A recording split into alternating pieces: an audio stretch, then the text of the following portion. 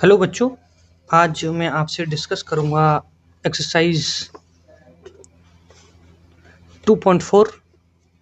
ठीक है, ninth mathematics प्रश्नावली 2.4 का पहला क्वेश्चन।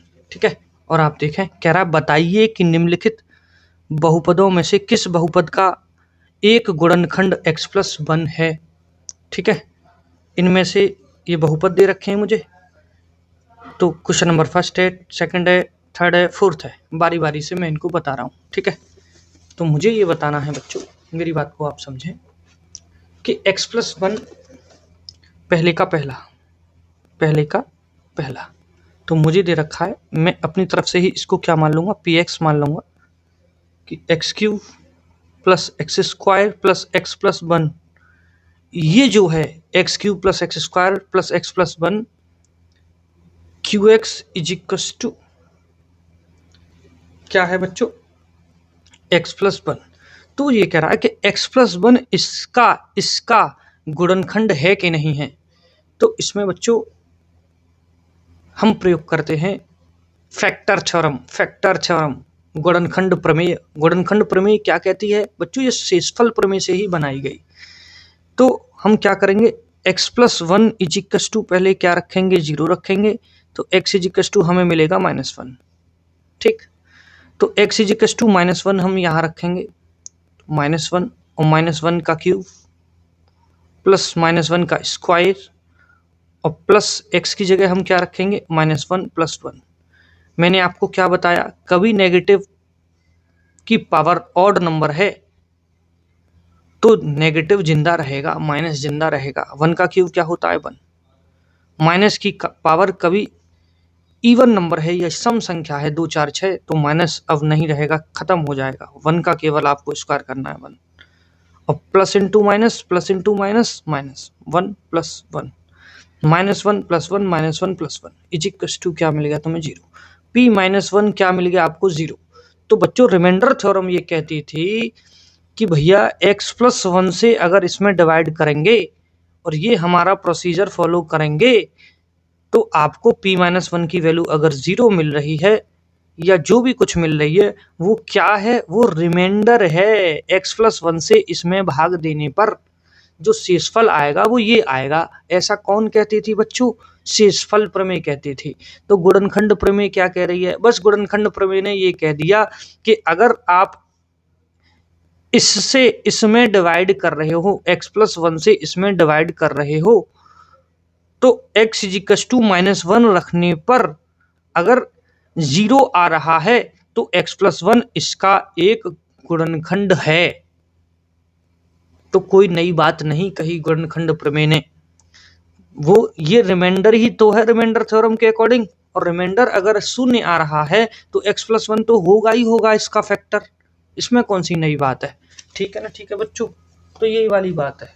तो ये कोई नई बात नहीं बताई गुणनखंड प्रमेय ने, तो वो बस ये कहती है गुणनखंड प्रमेय p-1 की वैल्यू अगर 0 आ रही है तो x+1 इसका गुणनखंड है। अगर p-1 does not equal to 0 है, 0 के बराबर नहीं आती है, -3 -4 5 6 कुछ भी आ जाती है, तो फिर x+1 इसका एक गुणनखंड नहीं होगा, ये गुणनखंड थ्योरम कहती है। ठीक है, तो कहीं ना कहीं शेषफल प्रमेय से बनाई गई गुणनखंड प्रमेय। ठीक है, तो कहते हैं ना p-1 इज इक्वल टू 0, अतः x+1 x³ plus x² plus x+1 का एक गुणनखंड है, एक गुणनखंड है, बस। ठीक है ना, ठीक है बच्चों। नेक्स्ट क्वेश्चन पे जा रहे हैं हम। तो नेक्स्ट में भी क्या है बच्चों, सिंपल सी बात है, px is equal to x4 x⁴ x³ plus x² plus x+1 और qx is equal to x+1। तो x+1 से हम डिवाइड करने पर रिमाइंडर क्या रहेगा, तो रिमाइंडर थ्योरम वाली बात थी। अब हम x+1 इज इक्वल टू क्या रखेंगे, 0 रखेंगे, तो x इज इक्वल टू क्या मिलेगा, -1। हम -1 इसमें रख के देखेंगे, अगर हमें 0 मिल जाएगा तो हम कह देंगे x+1 इसका फैक्टर है। अगर x इजिकल्स टू -1 रखने पर इसकी वैल्यू अगर हमें 0 नहीं मिली तो x+1 इसका एक फैक्टर नहीं है, गुणनखंड नहीं है। बच्चों गुणनखंड को ही अंग्रेजी में फैक्टर कहते हैं। तो -1 की होल पावर कितना है 4 प्लस -1 का क्यूब -1 का स्क्वायर प्लस -1 प्लस 1। तो मैंने क्या कहा आपसे कि कभी माइनस की पावर अगर इवन नंबर है तो माइनस गायब हो जाएगा, 1 की पावर 4 1 प्लस -1 की पावर कभी ऑड नंबर है, विषम संख्या है तो माइनस जिंदा रहेगा, 1 की पावर 3 क्या होता है 1। मैंने कहा माइनस की पावर कभी भी, माइनस की पावर कितनी है बच्चों, माइनस के ऊपर कितनी पावर लग रही हो, सम संख्या लग रही हो तो माइनस गायब हो जाएगा, यहाँ भी गायब हो गया माइनस और सम संख्या होने पर यहाँ भी गायब हो गया तो 1 रह जाएगा केवल। और प्लस इंटू माइनस क्या होता है -1 प्लस 1। इतनी सी सिंपल बात है कि -1 प्लस 1 गायब, ठीक है। तो 1 प्लस इंटू माइनस क्या होता है -1 प्लस 1। अब -1 प्लस 1 गायब तो क्या मिल गया बच्चों 1।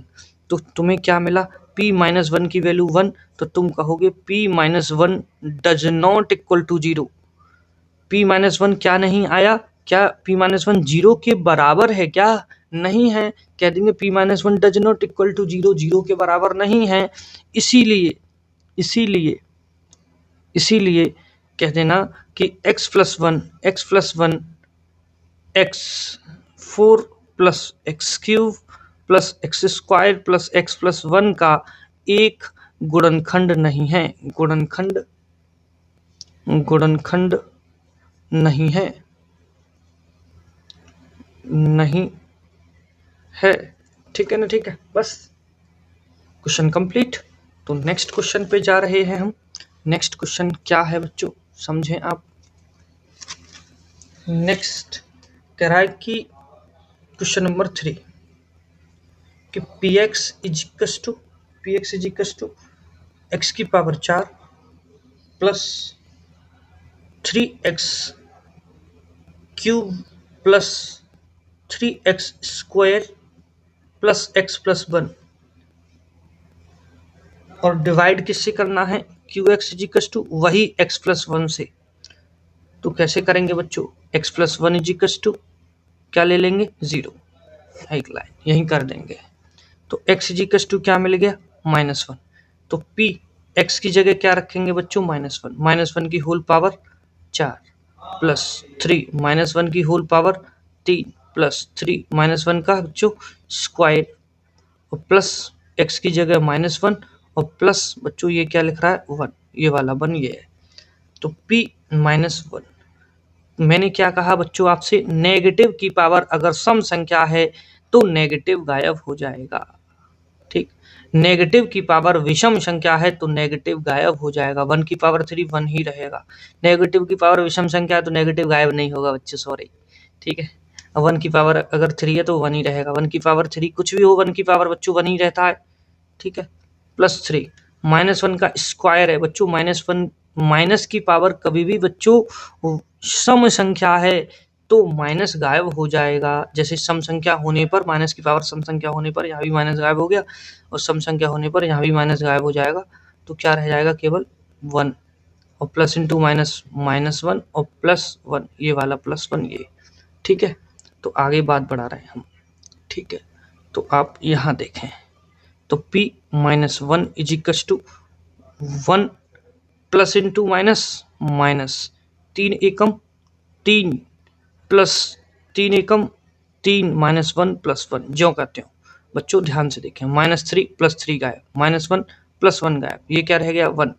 तो बच्चों p-1 की वैल्यू आपको क्या मिली बच्चों, भैया हमें तो 1 मिली। तो कह देना p-1 does not equal to 0,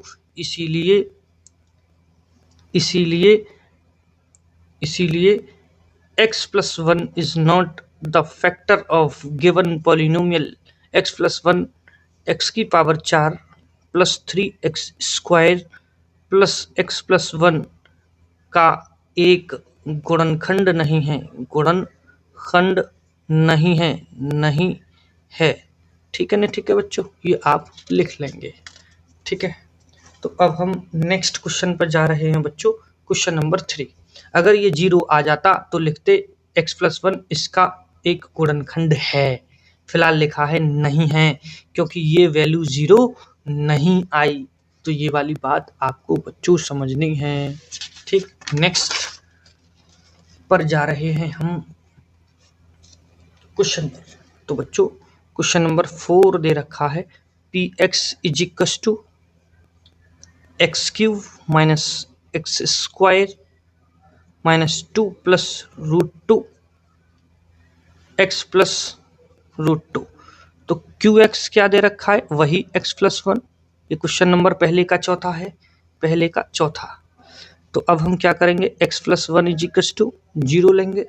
तो x इज इक्वस टू -1 मिला, रख देंगे p -1। तो -1 का क्यूब -1 का square plus 2 plus root 2, X की जगह -1 प्लस रूट 2।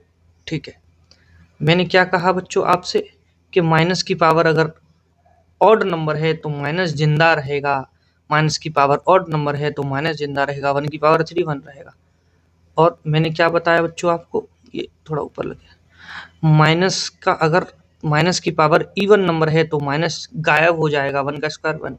ये तो माइनस पहले जो लग रहा है वही है, माइनस माइनस इंटू माइनस क्या हो जाएगा, प्लस, और 2 प्लस रूट 2 और प्लस रूट 2। अब -1 और -1 -2 plus 2 plus root 2 root 2 2 root 2। जैसे x और x क्या हो जाते हैं 2x, ऐसे रूट 2 और रूट 2 बन जाएंगे 2 रूट 2।